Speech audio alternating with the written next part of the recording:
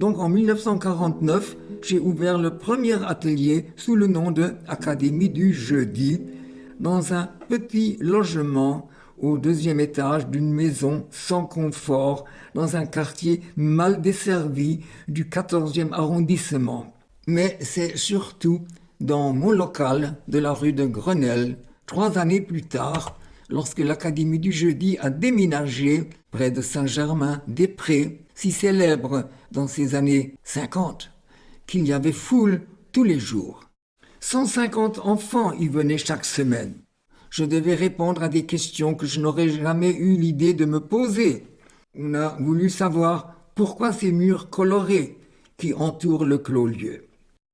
Pourquoi cette table palette? J'ai commencé par répondre parce que cet aménagement est pratique. Mais à l'évidence, il s'agit de beaucoup plus.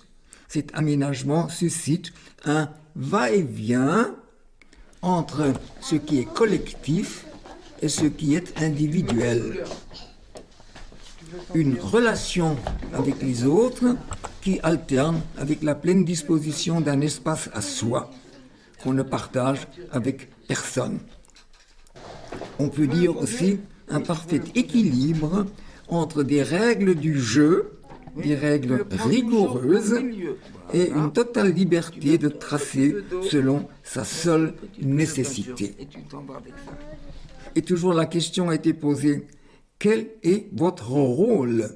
Qui peut se faire une idée de ce que je fais? Ne pas instruire, ne pas juger, ne rien interpréter. Que reste-t-il donc à faire?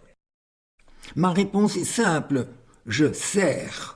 Qu'est-ce que ça signifie au juste que de servir? C'est tout ce que je fais durant la séance dans un constant accaparement.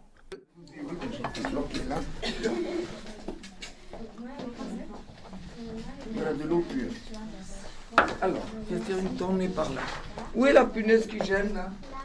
Il n'y a plus Oui, mais prends celui-là. Il n'y a plus de verre Arnaud. Je vais en mettre tout de suite. Attends, je vais d'abord du beige. Tu as pris la feuille, je vais te l'installer tout de suite. Je vais soulever, tu vas autour et tu l'enfonces.